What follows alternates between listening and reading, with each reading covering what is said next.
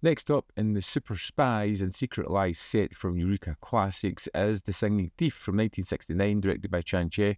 This is, well, it's another unoriginal plotline as it kind of follows To Catch a Thief. We have the Singing Thief, a character who has been jailed after a series of robberies, who has come out, created a life for his own, where he does cabaret acts, kind of sings, dances, all that jazz, until someone starts stealing using his MO.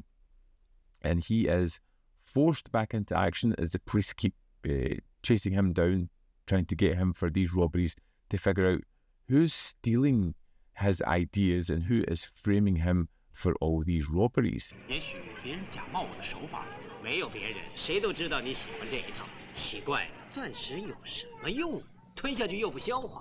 Now, I would say that Jimmy Ling Chon is really great as Poon, the singing thief. I think he's kind of charismatic. After the opening song and dance number, which, to be honest, really had me worried in this one, I felt as if this was going to go a different avenue, that I wasn't fully willing to go with it. But it's just the opening kind of credit sequence. It moves on from there. And I kind of like the idea of this guy who's stuck in the middle, tried to go straight, has been a criminal, turned his back on his wayward ways, and finds himself thrust back into the world that he put behind himself because of someone that's setting him up.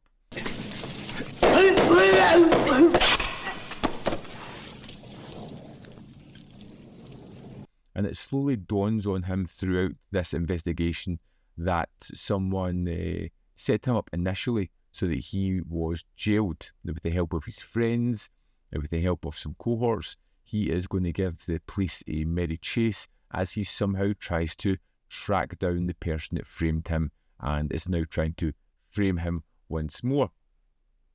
It's really kind of fun, and it has that idea of a character who feels really assured and knows exactly what's kind of going on mostly, but becomes a little bit more unravelled as the film goes on, as he discovers more and more information. There are fight sequences, there are chase sequences. Hell, there is a car chase on Dodgems at one point, which was, I mean, it's bonkers. It doesn't make a lick of sense, but man, it was kind of fun to sit and watch.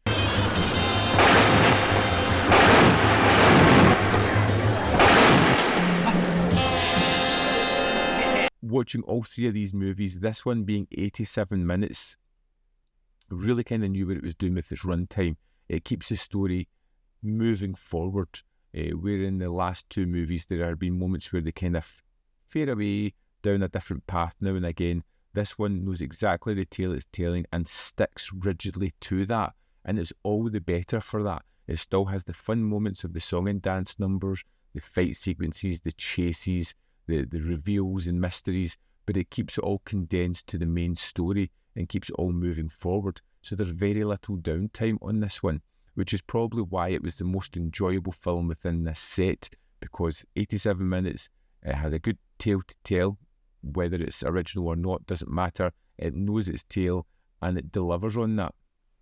Now, the twists and the turns you can see coming a mile away, but this one is all about the colourful sets, the interesting direction as we have the fight sequences, and our character just kind of being that lovable hero who you want to succeed. 你又闯祸了啊！小心！啊！别动！不要动！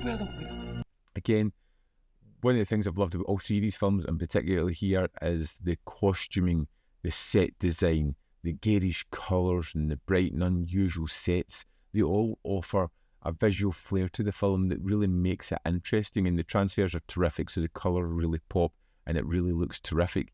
These are well created films, even though most of the time they're on sets, they're really kind of elaborate and fun sets. Great to spend time in for this kind of espionage thriller. I really enjoyed The Singing Thief. Like I said, quickest runtime of the three films, more concise story, knows what it's doing, and has a really kind of charismatic lead at the heart of it as well. Let's dive into the disc of The Singing Thief, have a look at the extras. Here we are in the disc for The Singing Thief. We have an audio commentary by Mike Leader and Arn Venema. We have From Hong Kong with Love, Wayne Wong on spy films at Shaw Brothers, and this is 16 minutes 50 seconds.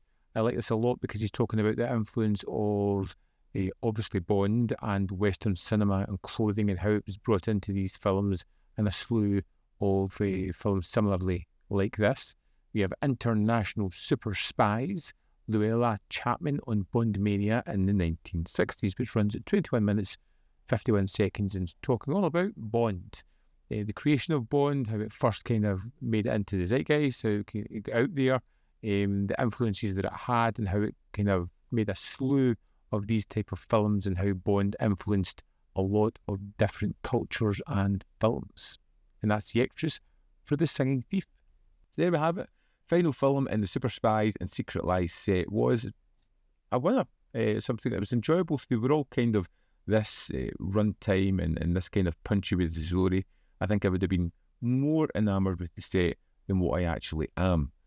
This is something that I think is worth a good watch, but probably just the one watch, unless you're a collector of the Shaw Brothers films. It's probably one to maybe not pick up if you're not that interested. I'd love to know your thoughts on The Singing Thief. So let me know in the comment box below whether you loved it, hated it, whether you're interested or not interested in checking this one out. As always, there's more content up here. You can see more of my stuff. In the description box below are links to Patreon, membership program, manvfilm.com. Always, which you can support. Thanks for watching. I'll see you next time.